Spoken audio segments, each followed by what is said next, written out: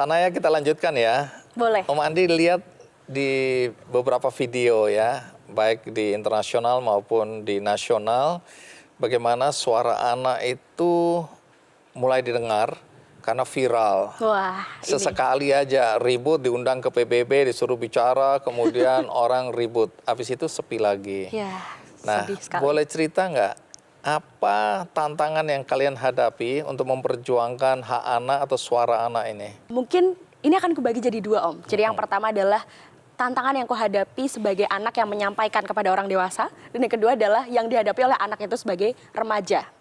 Mungkin yang dari orang dewasa dulu kali ya. Oke. Nah, kita kan sering banget ya misalkan audiensi sama pejabat-pejabat atau mungkin dinas-dinas atau kementerian terkait. Ada beberapa orang kan nggak semua orang tahu forum anak ya Om. Jadi nggak semua orang juga siap untuk mendengarkan suara anak itu. Makanya ada banyak rintangan ya pastinya kadang ya udah gitu nggak didengarkan, ya udah cuma buat formalitas aja. Itu sebenarnya masalah utama juga karena itu kan berarti sebenarnya menghabiskan energi untuk sesuatu yang ya udah gitu langsung keluar aja gitu. Dan itu sayang sekali padahal kita sudah menyusun itu bertahap dan harapannya itu bisa lebih didengarkan lagi. Maksudnya ketika kamu bertemu dengan apakah itu pejabat, pengambil keputusan, tokoh, itu formalitas, sering formalitas. Ya beberapa kali sih. Oke. Tapi apa yang kalian sampaikan tidak dilaksanakan. Nah itu yang perlu kita perjelas dulu. Makanya biasanya setelah kita melakukan audiensi, ada tahapan di mana kita mengkonfirmasi kembali dalam rangka misalnya rentang 3 bulan nih setelah audiensi itu. Apa yang terjadi? Apakah ada progres dari apa yang kita sampaikan? Gitu. Jadi biar kita tahu juga nih apakah benar-benar terlaksana atau tidak gitu. Baik, menarik. Tapi dengan adanya forum ini sebenarnya ini sebuah gerakan yang menjadi perhatian. Betul. Karena Om Andi sendiri ya setelah ketemu dengan teman-teman forum anak Banyumas juga belajar banyak bagaimana anak bicara dengan bahasa anak untuk kepentingan anak ya. Jadi bagaimana dia menjelaskan kepada para orang tua di desa-desa ya bahkan di daerah-daerah tentang hak-hak anak yang mungkin orang tuanya tidak tahu. Betul. Ya, bagaimana mereka menganggap ini anakku, kalau aku mau pukul sampai gimana ya itu terserah aku kan. Betul. Ini anakku. Nah ternyata itu melanggar hak anak ya. Iya. Tidak disekolahkan dan perkawinan dini atau perkawinan usia anak ya. Gitu ya, itu banyak terjadi. Banyak sekali Om. Nah kalau Tanaya sendiri ya, ini kan umur berapa tergabung atau bergabung dengan forum anak ini ya? Oke, jadi aku bergabung di forum anak pertama kali itu jenjangnya di kabupaten. Pertama kali itu aku paling kecil waktu itu. Jadi aku kira isinya kan forum anak ya, oh paling isinya ya 11-12 tahun gitu. Karena waktu itu aku join sekitar 10 sampai ya sekitar 11 tahun, 12 ya. Masih gitu. SMP atau SD itu? Masih SMP ya, SD nggak boleh ikut. SD dan SMP gitu, Oh, jadi okay. kenaikan. Kaget lah aku, kok isinya banyak orang-orang yang udah akhir anak ya berarti ya sekitar umur 16-17 tahun. Jadi aku kaget sih sebenarnya itu.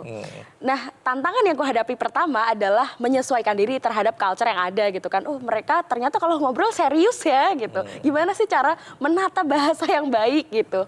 Tapi ternyata aku beruntung berada di lingkungan yang menghargai. Jadi ternyata kakak-kakaknya itu, mas mbaknya itu, mereka tetap mau mendengarkan kita kok. Bapak ibu yang ada di dinas kementerian juga tetap mendengarkan kita. Itu yang membuatku, oh oke, aku akan berada di sini karena ternyata aku dihargai. Lalu tapi mungkin ada struggle beberapa dari teman-temanku Om. Jadi kan aku remaja berapa ini 15 tahun ya. Sering bolos sekolah.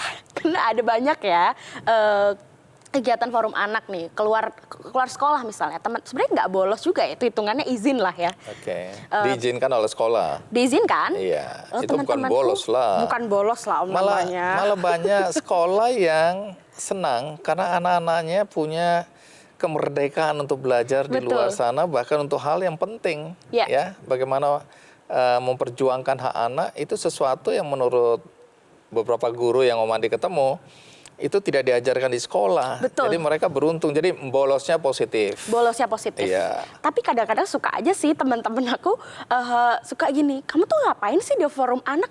Emang kalau kamu di sini terus dampaknya apa buat kita? Emang kita dapat apa kalau kamu join forum anak?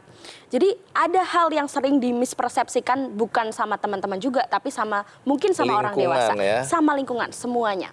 Jadi banyak orang yang menganggap bahwa atau mengira ya forum anak ini menyelesaikan semua permasalahan anak. Oke. Itu salah besar karena pertama, hak anak itu yang wajib memenuhi adalah orang dewasa. Jadi bukan kita, jadi kita menyuarakan bukan menyelesaikan. Jadi kalaupun ada impact yang terjadi setelah itu pasti dari pemerintahan. Jarang sekali kita langsung ya, mungkin penjangkauan sosialisasi ada lah ya, tapi nggak langsung oh tiba-tiba aku terpenuhi, nggak gitu, ada prosesnya. Ada dan itu proses. prosesnya panjang sekali, turun temurun. Jangan patah semangat kalau Betul. apa yang sedang kita perjuangkan belum diakomodasi ya. Ya. Butuh waktu, Itu butuh dia. proses. Tanaya sendiri udah pernah bicara di forum apa aja kalau bicara tentang anak ini? Oke, jadi karena tadi aku ikutnya berjenjang dari kabupaten sampai nasional, jadi pasti yang aku ngobrol dengan pejabat-pejabat yang berbeda gitu. Cuman sejauh ini kalau di kabupaten kota pasti sudah bertemu dengan Bapak Bupati ya, karena aku di kabupaten. Terus waktu itu untuk di provinsi, aku pernah bertemu atau beraudiensi dengan Ibu GKR Hemas, Gusti Kanjeng Ratu Hemas. Tapi terus aku juga dilibatkan ada namanya FGD Rapergub. Jadi penyusunan undang-undang untuk gubernur. Aku pernah dilibatkan di situ. Itu salah satu pengalaman yang menyenangkan dan berkesan. Dan kalau di forum nasional bertemu dengan Bapak Presiden waktu itu beraudiensi tentang suara anak Indonesia di Kebun Raya Bogor waktu itu 2022, dan juga di forum internasional pernah terlibat dalam ada waktu itu dialog untuk regional Asia dari UN. United Nation? United Nation. Wow, keren ya. Itu apa, mewakili Indonesia atau? Mewakili Indonesia. Mewakili Indonesia. Oke, kepada teman-temanmu yang ada di forum anak dimanapun berada, ada sesuatu yang kamu ingin sampaikan? Untuk forum anak di seluruh Indonesia, menjadi forum anak atau menjadi pengurus forum anak itu bukan sesuatu yang mudah. Ada banyak sekali tantangannya, ada banyak sekali mungkin tekanannya ya. Tapi aku yakin kalau apa yang kita perjuangkan sekarang itu bukan hanya untuk diri kita sendiri, bukan hanya untuk teman-teman di forum anak, tapi untuk semua anak Indonesia, semua anak dunia. Karena anak punya pendapat dan anak berhak untuk didengarkan.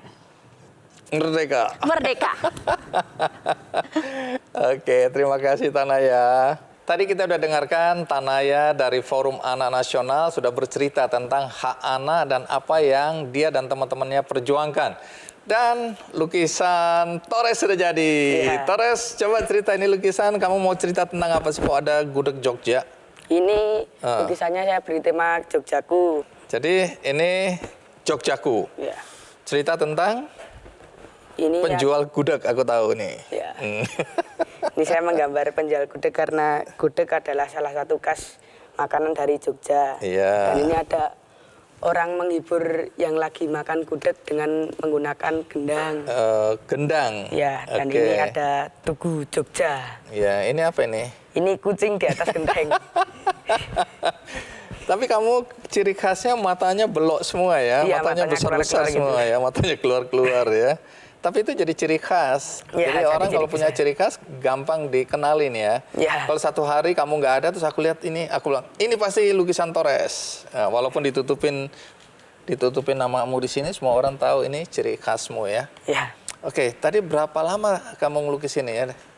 Nggak sampai 1 jam udah jadi ya. Iya. Torres, kita ngobrol di sini ya. Iya. Kita berikan tepuk tangan untuk Torres. Iya.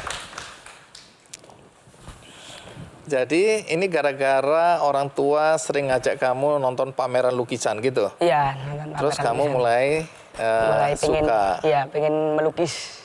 pengen punya pameran sendiri. Iya, pengen punya. Dan memang bisa- sudah tercapai itu ya pameran sendiri ya. Sudah. Kamu pernah pameran di mana aja?